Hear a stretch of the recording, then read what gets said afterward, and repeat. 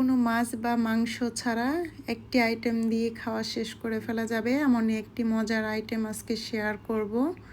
তবে একদমই সহজ একটা রেসিপি এবং খুব অল্প সময় এটা তৈরি করে নেওয়া যায় এবং ভিন্ন একটা রেসিপি। এখানে আমি মুগ ডালটা আগে থেকে একটু ভিজিয়ে পরিষ্কার করে নিয়েছি, আর দ্রুত করার জন্য আমি প্রেসার কুকারটা ব্যবহার করছি।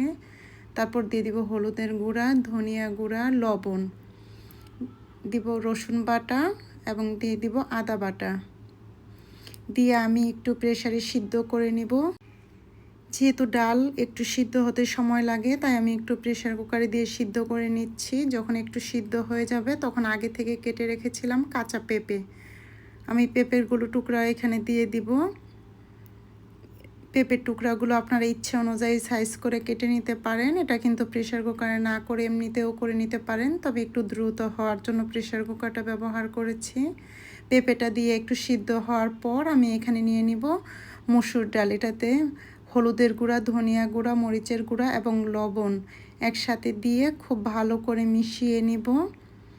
তারপর আমি ছোট ছোট করে এটা লাল লাল করে একটু বড়া ভেজে নিব ডালের পেস্টটা দিয়ে। এটা কিন্তু একদমই ভিন্ন রকমের একটা রেসিপি, আর একদম পুরোপুরি নিরামিষ একটা রেসিপি।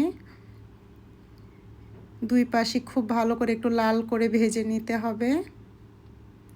এটা কিন্তু নরম রাখা যাবে না, একটু শক্ত করে লাল লাল করে ভেজে নিতে হবে। এখানে কিন্তু আমি মসুর ডাল নিয়েছি, আপনারা ইচ্ছে করলে মুগ ডালটাও ব্যবহার করতে পারেন বা পাঁচমিশালি ডালটাও ব্যবহার করতে পারেন। আমি শুধু মসুর ডালটা ব্যবহার করেছি।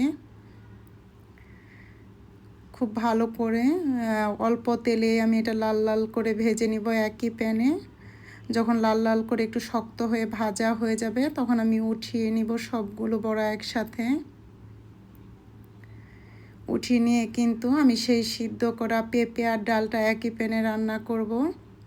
উঠানো হয়ে গেলে আমি দিয়ে দিব হচ্ছে শুকনো মরিচ, ঝালটা যে যার যার মতো দিবেন। তারপর দিয়ে দিব আস্ত জিরা এবং পাঁচফোড়ন। দেওয়া হয়ে গেলে দিয়ে দিব পেঁয়াজ কুচি, দিয়ে খুব ভালো করে লাল করে ভেজে নিতে হবে। আমি এখানে কিন্তু কাঁচা মরিচ ব্যবহার করিনি, শুকনো মরিচ আর পাঁচফোড়নটা ব্যবহার করেছি, আস্ত জিরা। তারপরে দিয়ে দিব আগে থেকে সিদ্ধ করে রাখা পেঁপে আর ডাল। পেঁপে আর ডালটা দিয়ে খুব ভালো করে মিশিয়ে নিব। তারপর দিয়ে দিব আগে থেকে ভেজে রাখা সে ডালের বড়াগুলো। ডালের বড়াগুলো দিয়েও খুব ভালো করে মিশিয়ে নিব। আর যেহেতু একটু শক্ত করে লাল করে ভেজে নিয়েছি, এটা কিন্তু ভেঙে যাওয়ার কোনো সম্ভাবনা নেই।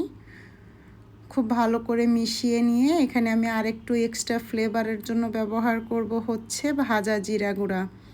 ভাজা জিরা গুঁড়াটা কিন্তু ব্যবহার করার চেষ্টা করবেন, এতে কিন্তু আলাদা একটা ফ্লেভার আসবে।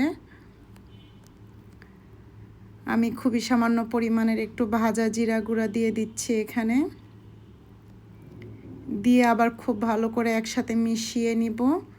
এটা কিন্তু কোনো মাছ মাংস ছাড়া একটা রেসিপি দিয়েই আপনারা ভাত খাওয়া শেষ করে ফেলতে পারেন, রুটির সাথেও কিন্তু খেতে পারেন। আর আমার রেসিপিটা ভালো লাগলে আমার চ্যানেলটা সাবস্ক্রাইব করবেন এবং পাশে থাকবেন।